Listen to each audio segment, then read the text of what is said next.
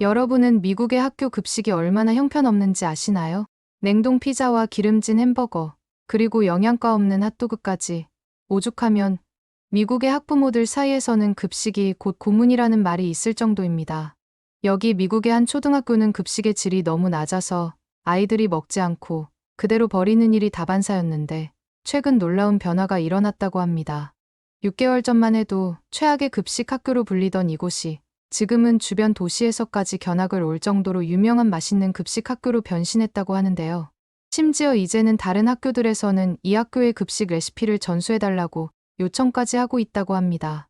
어떻게 미국 최악의 급식 학교를 단 6개월 만에 최고의 급식 학교로 바꿔놓았고, 도대체 이 초등학교에서는 어떤 일이 벌어지고 있는 건지 함께 알아보러 가실까요? 안녕하세요. 전 미국의 작은 마을에 살고 있는 리사예요. 올해 42이고 10살 된 딸 엘리와 함께 살고 있죠. 제가 오늘 이 이야기를 하게 된 건 저희 가족의 삶을 완전히 바꿔놓은 한 이유 때문이에요. 엘리는 제 인생의 전부예요. 남편과 이혼하고 혼자 키우는 딸이라 더 그런지도 모르겠어요. 하지만 솔직히 말씀드리면 엘리를 키우는 게 쉽지만은 않았어요. 특히 음식 문제가 제일 큰 고민이었습니다. 태어날 때부터 굉장히 작았던 엘리는 자랄수록 또래보다 훨씬 마르고 작았어요. 매번 병원에 가면 의사 선생님은 엘리의 성장 곡선을 보여주시면서 걱정스러운 표정을 지었어요. 또래 평균의 절반도 안 되는 체중이 의사 선생님의 미간을 찌푸리게 만들었습니다. 영양실조 직전이라는 말에 가슴이 덜컥 내려앉곤 했어요. 매일 아침, 점심, 저녁이 전쟁이었어요. 엘리는 입만 열면 싫어를 외쳤고 저는 매번 새로운 음식을 시도해봤지만 번번이 실패했죠. 한 숟가락 먹이려고 애원하고 달래고 때로는 화를 내기도 했어요. 때론 무릎을 꿇고 눈물로 호소하기도 했죠. 하지만 결과는 늘 똑같았어요. 엘리는 급식이 나와도 한 입도 먹으려고 하지 않았고 이것 때문에 선생님께서는 매일 걱정스러운 눈빛으로 저를 바라보셨죠. 엘리는 다른 아이들에 비해서 편식을 심하게 한다고 했습니다. 다른 아이들은 맛없다고 투정 부리면서도 반은 먹는데 엘리는 숟가락조차 들지 않는다고요. 어느 날 옆집에 새로운 이웃이 이사 온다는 소식을 들었어요. 평소엔 관심도 없었을 텐데 그날따라 유독 궁금해지더라고요. 아마도 매일 반복되는 일상에서 작은 변화라도 생기길 바랐던 것 같아요. 그날도 여느 때처럼 엘리와 점심 전쟁을 치르고 있었어요. 접시 위에 브로콜리는 그대로였고 치킨은 한 조각 베어 분 채로 방치되어 있었습니다. 테이블 위에는 제가 시도해본 온갖 종류의 소스들이 늘어서 있었어요. 케첩, 마요네즈, 렌치 드레싱. 하지만 어느 것도 엘리의 마음을 움직이지 못했죠. 그때 초인종이 울렸어요. 문을 열자 예상치 못한 모습의 여성이 서 있었어요. 동양인이었는데 저보다 한참 어려 보였어요. 160cm 정도의 키에 날씬한 체형이었지만 건강해 보이는 혈색을 가진 여성이었어요. 동그란 얼굴에 살짝 통통한 볼, 반달처럼 웃을 때마다 눈이 찡그러지는 모습이 왠지 친근해 보였죠. 어깨까지 내려오는 단발머리였고 화장기 없는 얼굴인데도 피부가 고와서 더 어려 보였어요. 검은색 머리카락이 자연스럽게 흘러내리는 모습이 인상적이었습니다. 특히 인상적이었던 건 그녀가 입은 파스텔 톤의 원피스였어요. 연한 민트색 바탕에 작은 꽃무늬가 은은하게 들어간 디자인이었는데 단순하면서도 세련되어 보였죠. 허리라인을 살짝 강조한 실루엣이 단정하면서도 여성스러워 보였어요. 목에 걸린 진주 목걸이는 단정한 이미지를 더해주고 있었고요. 그녀의 손에는 따뜻한 김이 모락모락 나는 음식이 들려 있었어요. 자기소개를 하면서 한국에서 왔다고, 이름은 김소라라고 했어요. 그리고 들고 있던 음식은 호떡이라는 한국의 유명한 간식이라고 설명했죠. 음식에서 풍겨오는 달콤한 향이 현관을 가득 채웠어요. 그런데 갑자기 소라 씨의 표정이 달라졌어요. 제 뒤에 숨어있던 엘리를 발견한 거죠. 소라 씨는 엘리를 보더니 순간 눈빛이 걱정스럽게 바뀌었고 마치 자신의 자식을 보는 것처럼 안타까운 표정을 지었어요. 엘리가 많이 마른 것 같다며 의사 선생님이 했던 말과 똑같이 엘리를 바라보면서 혹시 밥을 잘 안 먹느냐고 물어봤어요. 순간 화가 치밀었어요. 첫 만남에 남의 아이에 대해 그런 말을 하다니 예의가 없다고 생각했죠. 매일매일 전쟁처럼 치르는 식사 시간, 병원에서 들었던 걱정스러운 이야기들, 선생님들의 염려 어린 눈빛들이 한꺼번에 떠올랐어요. 게다가 그건 제가 제일 신경 쓰고 있는 부분이었으니까요. 저는 퉁명스럽게 그건 당신이 신경 쓸 일이 아니에요 라고 말하고는 호떡만 받아들고 문을 쾅 닫아버렸어요. 문이 닫히는 순간 소라 씨의 놀란 표정이 눈에 들어왔지만 그땐 신경 쓰고 싶지 않았어요. 하지만 문을 닫고 나서 제 행동을 후회했어요. 아무리 그래도 새로 이사 온 이웃이 좋은 마음으로 음식도 가져왔는데 제가 너무 과민 반응을 한 것 같았거든요. 이런 경험은 처음이었어요. 10년 넘게 이 동네에 살면서 이사 온 이웃이 직접 음식을 들고 인사를 오다니 상상도 못했던 일이었거든요. 특히 이 동네는 서로 무관심한 것이 미덕인 곳이에요. 옆집에 누가 사는지도 모르고 지내는 게 보통이었습니다. 그런데 이렇게 따뜻한 마음으로 찾아온 이웃을 차갑게 대했다는 생각에 마음이 불편해졌어요. 식탁으로 돌아와 보니 엘리는 여전히 음식과 씨름 중이었어요. 브로콜리는 여전히 그대로였고 치킨은 차갑게 식어 있었습니다. 저는 소라 씨가 준 호떡을 식탁 한쪽에 올려두고 다시 엘리에게 브로콜리를 먹으라고 달래기 시작했어요. 엘리, 한 입만, 제발 한 입만 먹어보자. 브로콜리는 너가 키 크는데 정말 중요한 거야. 하지만 엘리는 고개를 절레절레 흔들며 입을 다물어 버렸어요.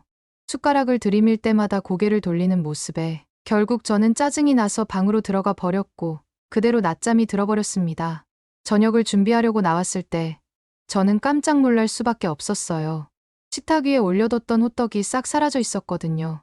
처음엔 엘리가 쓰레기통에 버린 줄 알고 확인까지 했어요. 애가 먹기 싫은 게 있으면 한 번씩 저 몰래 쓰레기통에 버린 적이 한두 번이 아니었거든요. 하지만 쓰레기통에는 호떡이 없었습니다. 엘리가 제가 주는 음식은 한 숟가락도 안 먹으면서 이 낯선 음식은 하나도 남기지 않고 다 먹었다는 게 믿기지 않았어요. 그날 밤 엘리의 방을 살짝 들여다봤어요. 평소라면 힘없이 축 처져 있을 아이가 이상하게 기운이 넘쳐 보였어요. 침대에 앉아서 책을 읽고 있는 모습이 오랜만에 보는 건강한 딸의 모습 같았죠.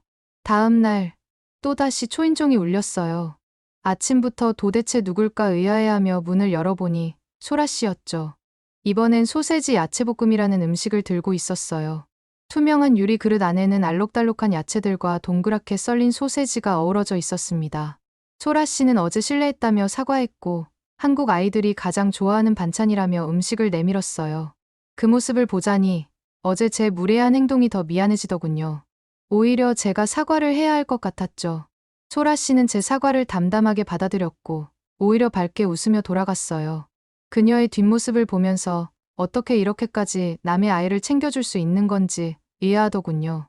저는 소세지 야채볶음을 보면서 답이 없어서 한숨을 쉬었어요. 엘리가 야채는 질색이라 이건 제가 먹어야겠다고 생각했죠. 브로콜리도 못 먹는 아이가 이런 야채가 듬뿍 들어간 음식을 먹을 리가 없잖아요. 피망, 당근, 양파까지 엘리가 제일 싫어하는 재료들 투성이었습니다. 그런데 저녁에 보니 또 놀라운 일이 벌어졌어요. 소세지 야채볶음이 깨끗이 비워져 있었습니다. 그릇은 마치 누군가가 핥아먹은 것처럼 깨끗했어요. 심지어 피망까지 하나도 남김없이 먹었더군요. 엘리한테 물어보니 맛있어서 다 먹었다고 하더라고요. 제가 알던 엘리가 맞나 싶을 정도였어요. 그 후로 소라 씨는 매일 조금씩 새로운 한국 음식을 가져다 주었어요. 김치볶음밥, 잡채, 된장찌개, 이름도 생소한 음식들이었지만 신기하게도 엘리는 그 음식들을 하나도 남기지 않고 다 먹었어요. 특히 놀라웠던 건 엘리의 변화였어요. 평소에는 항상 피곤해하고 무기력해 보였는데 이제는 아침에 일어나는 것도 수월해졌고 학교에서 돌아와서도 활기찬 모습을 보였죠. 볼살이 조금씩 오르면서 얼굴도 훨씬 건강해 보였고요. 이 상황이 너무 신기해서 제 절친한 친구인 유미코한테 털어놨어요. 유미코는 제가 아는 유일한 아시아계 친구예요. 일본에서 온 지 15년 됐다고 하더라고요. 저는 유미코한테 옆집에 한국인이 이사 왔는데 매일 음식을 가져다 주고 신기하게도 엘리가 그 음식들을 잘 먹는다고 말했어요. 유미코의 반응은 충격적이었어요. 갑자기 차갑게 식어버린 표정으로 절 쳐다보더니 마치 범죄자라도 발견한 것처럼 날카로운 목소리로 말하기 시작했어요. 한국인들은 위험하다면서 뭘 믿고 그렇게 좋아하냐고 따져 묻더라고요. 유미코는 자신이 한국에 여행 갔을 때 겪었던 불쾌한 경험들을 쏟아내기 시작했어요. 길거리에서 자신을 노려보더라는 얘기부터 시작해서 음식점에서 일본어를 쓴다고 무시당했다는 얘기, 택시기사가 자신한테 돈을 더 받으려고 일부러 돌아갔다는 얘기까지 마치 오래전부터 준비해둔 것처럼 한국인에 대한 불만을 쏟아냈어요. 게다가 한국인들이 역사를 왜곡한다느니 평화로운 일본을 항상 나쁘게 묘사한다느니 하는 말들도 했어요. 특히 충격적이었던 건 그 한국인도 분명 남는 음식을 갖다 주는 걸 거라고 음모론까지 펼치더라고요. 제 머릿속에서 소라 씨의 밝은 미소와 유미코의 날선 말들이 충돌했어요. 유미코는 결정적으로 자기 아들은 자신이 해주는 음식만 잘 먹는다면서 아무리 생각해도 한국인이 주는 음식을 그렇게 잘 먹는다는 게 이상하다고 했어요. 혹시 음식에 뭔가를 넣는 건 아닌지 의심해봐야 한다면서 자신은 절대 그런 음식을 애한테 먹이지 않을 거라고 단호하게 말했죠. 저는 유미코의 말을 듣다 보니 불안해지기 시작했어요. 매일 소라 씨가 가져다 주는 음식들 정말 괜찮은 걸까 하는 생각이 들더군요. 엘리가 그렇게 좋아하게 된 것도 이상하고 갑자기 살이 오르기 시작한 것도 괜히 의심이 되기 시작했어요. 유미코는 제게 이전부터 엘리가 아무것도 안 먹는다고 해서 특별히 일본 라멘을 챙겨왔다고 했어요. 그러면서 자기가 직접 일본에서 공수해온 라멘이라며 자랑스럽게 내밀었습니다. 저는 그날 저녁 엘리에게 라멘을 끓여줬어요. 엘리는 처음엔 이것도 옆집 아줌마가 주신 거예요 라고 물었고 저는 괜히 마음이 불편해져서 엄마 친구가 준 건데 옆집 아줌마가 주신 것처럼 맛있을 거야 라고 얼버무렸어요. 그런데 엘리는 한 입 먹자마자 너무 짜요 하면서 뱉어버리더군요. 국물이 턱 밑으로 흘러내렸지만 더 이상 먹으려고 하지도 않았죠. 결국 그 라멘은 거의 손도 대지 않은 채로 버려졌어요. 이제는 엘리가 소라 씨의 음식이 아니면 아예 시도조차 하지 않으려고 하더군요. 전에는 그래도 제가 만든 음식을 조금이라도 먹어보려고 했는데 이제는 소라 씨의 음식이 아니면 숟가락조차 들지 않았어요. 그러던 어느 날 엘리가 학교에서 돌아와서는 신나서 얘기하더라고요. 급식을 싹싹 긁어 먹었다면서요. 처음엔 제 귀를 의심했어요. 우리 엘리가요? 그 맛없는 급식을 다 먹었다니 솔직히 말이 안 되잖아요. 엘리가 다니는 학교 급식은 정말 형편없기로 유명했거든요. 다른 학부모들 모임에서도 항상 화제에 올랐죠. 냉동식품만 데워서 내놓는다느니 야채는 절대 신선하지 않다느니 오죽하면 엘리는 그동안 급식 시간만 되면 화장실에 숨어 있었다고 했어요. 궁금증을 참을 수 없어서 학교 사이트에 들어가 봤어요. 거기서 충격적인 사실을 알게 됐죠. 기존 영양사가 급식비를 횡령해서 해고됐다는 공지였어요. 그동안 다른 학교보다 더 형편없던 급식의 이유가 여기 있었던 거죠. 더 놀라운 건 엘리가 그토록 맛있게 먹었다는 급식 메뉴였어요. 알아보니 두부조림이었더라고요.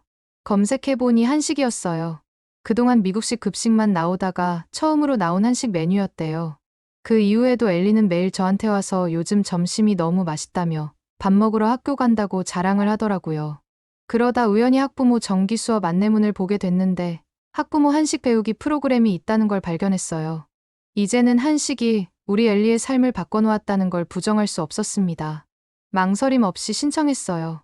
그렇게 기다리고 기다리던 첫 수업날이 되었고 교실에 도착하자마자 저는 깜짝 놀랐어요. 이렇게 작은 학교에 이렇게나 많은 학부모가 있었나 싶을 정도로 교실이 가득 찼거든요. 옆자리 엄마와 이야기를 나눠보니 다들 저와 비슷한 고민을 안고 있더라고요. 우리 애도 편식이 심각했는데 요즘 급식은 싹싹 비운대요. 맞아요. 우리 애도 그래요. 한식이 나오면서부터 달라졌어요. 집에서도 한식 해달라고 조르는데 방법을 모르겠더라고요. 그렇게 엄마들과 대화하다가 교실을 둘러봤는데 교실 구석에서 유미코를 발견했어요.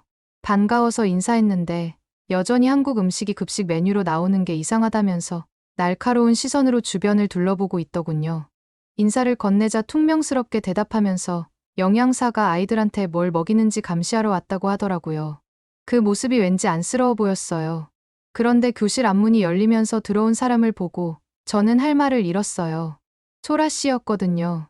그것도 가슴에 영양사 배지를 달고 말이에요.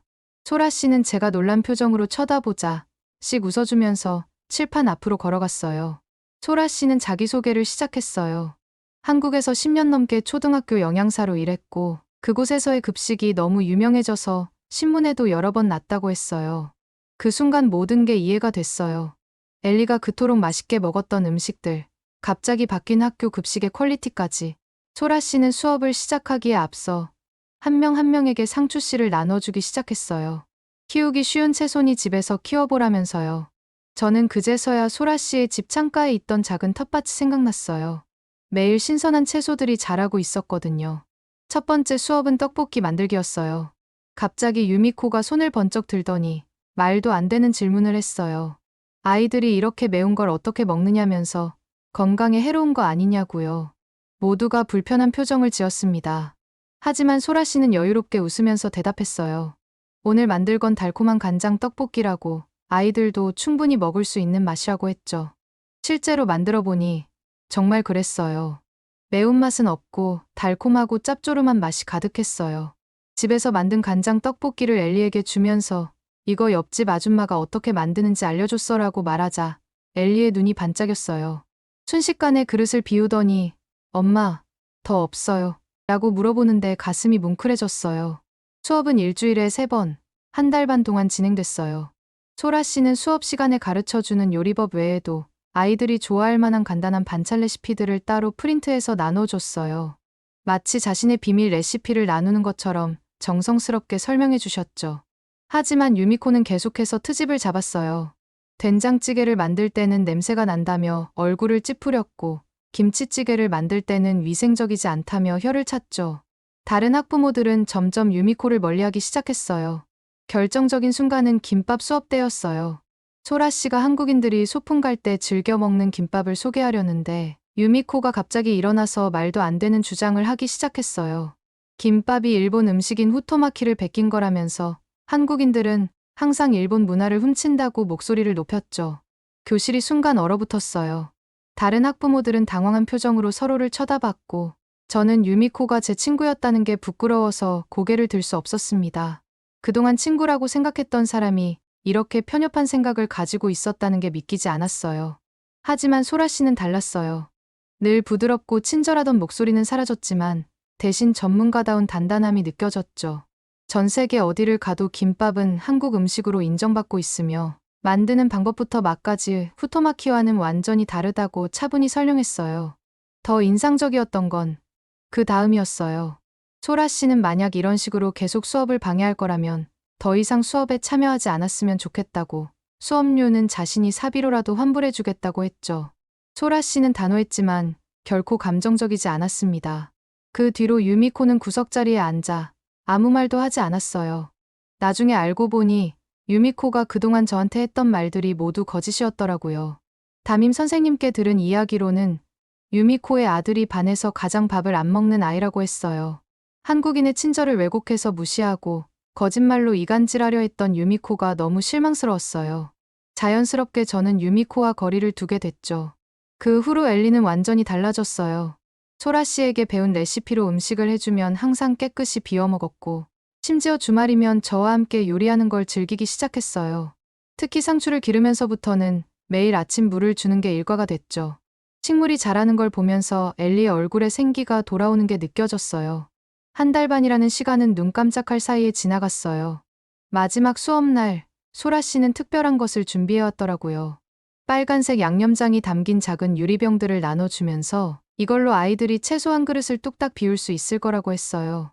호기심에 한 스푼 맛보는 순간 입안에서 터지는 맛이 놀라웠어요. 매콤하면서도 달콤하고 거기에 고소한 맛까지 더해져 있었습니다. 특히 씹히는 고기 조각들이 식감을 더해줬어요. 소라 씨는 이게 볶음 고추장이라고 설명했는데 오늘의 마지막 요리인 비빔밥의 핵심 양념이라고 하더라고요. 소라 씨는 집에서 기른 상추로 비빔밥을 만들면 더 특별하다고 했어요. 아이들이 직접 기른 채소로 만든 음식이라 더 애착이 가고 자연스럽게 채소도 잘 먹게 된다나요? 저는 엘리가 이 볶음 고추장을 좋아할 거란 확신이 들었어요. 엘리의 입맛을 이제는 제가 조금은 알 것 같았거든요. 마지막 수업이라 그런지 소라 씨는 평소보다 더 자세하게 설명해 주셨어요. 볶음 고추장 만드는 법부터 시작해서 비빔밥에 들어가는 나물 종류, 순서대로 넣는 방법, 비비는 요령까지 하나하나가 마치 보물 같았어요. 수업이 끝나고 소라 씨는 깊이 고개를 숙여 인사하시더라고요. 서투른 수업이었는데도 끝까지 함께 해줘서 감사하다고요. 그 말을 듣는 순간 괜히 눈물이 날 것 같았어요. 소라 씨 덕분에 바뀐 엘리 모습이 스쳐 지나갔거든요. 소라 씨는 단 한 번도 서투른 적이 없었어요. 이게 마지막이라고 생각하니 괜히 아쉬움에 울컥들더라고요. 저 말고도 학부모들이 모두 감동을 먹었는지 모두 일어나 박수를 쳤어요. 누군가는 다음에 또 이런 수업을 열어달라고 부탁했고 또 다른 분은 자녀들을 위한 특별 수업도 해달라고 했죠. 이 정도면 마치 콘서트가 끝난 것 같은 분위기였어요. 집으로 돌아가는 길, 소라 씨와 나란히 걸으면서 제 마음을 털어놨어요. 소라 씨가 옆집으로 이사 온 게 얼마나 큰 행운이었는지 모르겠다고요. 소라 씨의 작은 친절이 우리 가족의 삶을 어떻게 바꿔놨는지에 대해 구구절절 설명하고 있었는데 말하다 보니 목이 메었어요. 소라 씨는 제 말을 듣고는 따뜻하게 웃어줬어요. 오히려 자신이 더 감사하다면서요. 낯선 동네에서 이렇게 좋은 이웃을 만나 빨리 적응할 수 있었다고요. 그 말을 들으니 처음 만났을 때 제가 얼마나 무례했었는지 다시 한번 미안해졌어요. 이제 엘리는 더 이상 그 마르고 힘없던 아이가 아니에요. 건강하게 살이 오르고 뺨에는 생기가 돌아왔죠. 매일 아침 상추에 물을 주는 모습을 보면서 저는 생각했어요. 소라 씨는 단순히 음식 만드는 법을 가르쳐 준 게 아니라 우리에게 삶의 새로운 희망을 심어준 거라고요. 지금은 매주 주말마다 엘리와 함께 장을 보러 가요. 한국 마트에서 소라 씨가 알려준 재료들을 찾는 게 우리만의 즐거운 리스트가 됐어요. 처음에는 낯설었던 재료들의 이름이 이제는 친숙하게 느껴졌죠. 고추장, 된장, 참기름. 이제는 이런 재료들 없이는 요리를 할 수 없을 것 같아요. 특히 기뻤던 건 지난 병원 검진에서예요. 의사 선생님이 깜짝 놀라시더라고요. 엘리의 성장 곡선이 드디어 정상 범위로 올라왔거든요. 체중도 늘고 키도 크고 영양 상태도 완벽하다고 하시더라고요. 얼마 전에는 학교에서 재미있는 일이 있었어요. 급식 시간에 한식이 나온다는 소식에 아이들이 줄을 서서 기다렸다나 봐요. 다른 학부모들이 농담 삼아 하는 말이 우리 학교가 이제는 한식 맛집이 됐다고 하더라고요. 오죽하면 옆에 있는 학교에서 레시피 좀 알려달라고 아우성인가 봐요. 엘리는 요즘 한국 음식뿐만 아니라 한국 문화에도 관심이 생겼어요. 유튜브로 한국 요리 영상을 보기 시작했고 심지어 한국어도 배우고 싶다고 하더라고요. 소라 선생님이 가르쳐준 요리 맛있어요. 감사합니다 같은 간단한 인사말을 쓸 때마다 얼마나 뿌듯해하는지 몰라요. 어제는 엘리가 처음으로 직접 요리를 했어요. 소라 씨에게 배운 계란말이를 만들겠다고 나서더라고요. 물론 완벽하진 않았지만 자신이 만든 음식을 자랑스러워하는 모습을 보니 가슴이 뭉클했어요. 그래서 그러는데 혹시 여러분도 아이가 좋아하고 만들기 쉬운 한식 중에 추천해 주실 음식이 있을까요? 엘리와 함께 만들면 좋을 것 같아서요. 오늘의 사연은 어떠셨나요? 오늘의 사연이 마음에 드셨다면 좋아요만 한번 눌러주세요. 1초밖에 안 걸리지만 좋아요를 한번 눌러주시면 더 좋은 사연을 소개해드리는데 큰 힘이 된답니다. 긴 영상 시청해주셔서 감사합니다. 오늘도 행복한 하루 보내세요.